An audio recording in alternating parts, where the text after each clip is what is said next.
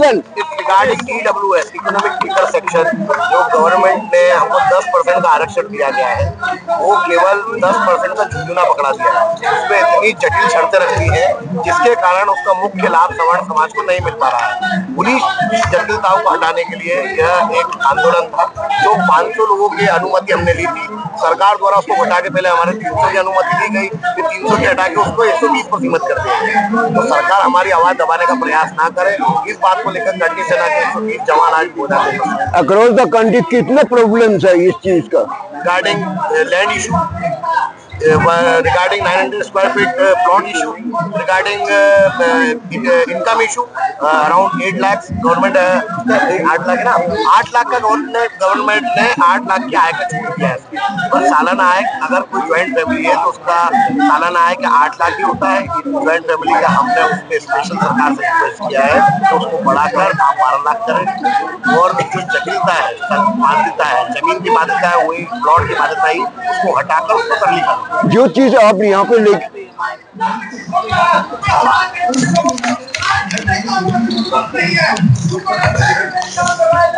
जो इशू लेके आप लोग यहाँ पे बैठे हैं, उसका सेक्शन कौन सा है? मतलब मिडिल क्लास है, लोअर मिडिल क्लास? क्या पूछा? जो इशू लेकर आप यहाँ पे बैठे हैं, वो सेक्शन कौन सा? अपर मिडिल क्लास तो नहीं है, मिडिल क्लास भी नहीं है। कैसा सेक्शन नहीं है? मतलब जनरल कैटेगरी है, पूरी जनरल कैटेगरी। कैसे अपर मिडिल क्या है? पूरी जनरल कैटेगरी है उसमें। सामान्य वर्ग पूरा है, पूर्ण सामान्य वर्ग। ये सामान्य वर्ग कितना है? कितना है आप बताइए आपके दृष्टिकोण से कितना है? कम से कम 35% है इस देश में सामान्य वर्ग का योगदान। सरकार करा है। और इस EWS में केवल एक जाति नहीं है, राजपूत 672 के आसपास जाति है। ये बजट में क्या रखा है प्रबंधन? अभी जो 2026 का 27 का जो बजट है, इसमें क्या प्रबंधन रखा है? इस बजट में इसका सेम EWS जो लागू हुआ था, वो पूरे देश में सवर्ण समाज को 10% का आरक्षण मिला था, जिसमें शर्तों को लेकर, जो शर्तें हैं, जटिल शर्तें हैं, उनको लेकर लाभ ना मिलने के कारण इसको सरलीकरण लेकर, इसके सरलीकरण को लेकर ये मूवमेंट है। और इसकी बढ़ोतरी को लेकर कि 10%, केवल 10% आरक्षण देकर उसमें ऐसी शर्तें डाल दी गई हैं जिसके कारण उसका लाभ सवर्ण समाज को नहीं मिल पा रहा है। चाहे वो शिक्षा के क्षेत्र में हो, चाहे वो राजनीति के क्षेत्र में हो, चाहे वो किसी भी क्षेत्र में हो। क्या सवर्ण समाज का योगदान इस भारत को भारत बनाने में नहीं है? बीजेपी एक तरफ बात करती है कि जात पात की करो विदाई, हम सब हिंदू भाई भाई। क्या उनकी नजर में सवर्ण समाज हिंदू नहीं है? एक तरफ सवर्ण समाज का बड़ा vote bank Bharatiya Janata party को मिलता है, पर अगर ऐसी चीजें, ऐसे EWS जो हमको एक झुंझुना पकड़ा दिया गया, उस पर अगर सरलता नहीं लाई गई तो सरकार को एक बड़ा नुकसान आने वाले चुनाव में देखने को मिलेगा। बीजेपी में भी तो EWS सेक्शन है, बीजेपी पार्टी में भी तो EWS है। कैसे बीजेपी पार्टी में कैसे EWS? आरक्षण है ना। ये बोला इकोनॉमिक वीकर सेक्शन बीजेपी में भी है, तो उसको कैसे इग्नोर कर रहा है?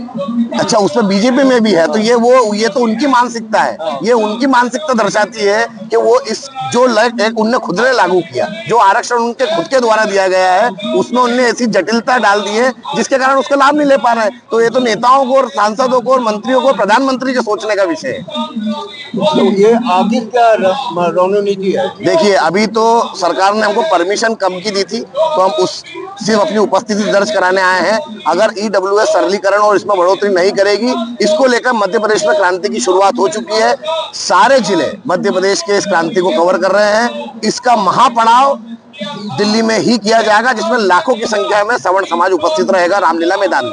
रामलीला में जी, आगे मतलब डेफिनेटली पूरे मध्य प्रदेश। और जी, तो ये अभी आपका जंतर मंतर से भारत सरकार को क्या मतलब ये देना है, वार्निंग देना है? वार्निंग स्पष्ट रूप से एक ही बात है, EWS सरलीकरण लागू करो।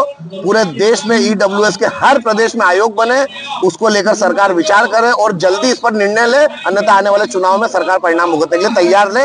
लगभग हमारे सभी लोगों ने आज ये शपथ ली है कि EWS का सरलीकरण नहीं होगा और EWS में बढ़ोतरी नहीं होगी, तो आने वाले 20 साल तक किसी भी राजनीतिक दल को वोट नहीं देंगे और नोटा का चयन करेंगे। अब अपना नाम बता। मैं अनुराग प्रताप सिंह राघव, प्रमुख श्री राजपूत करनी। Thank you very much.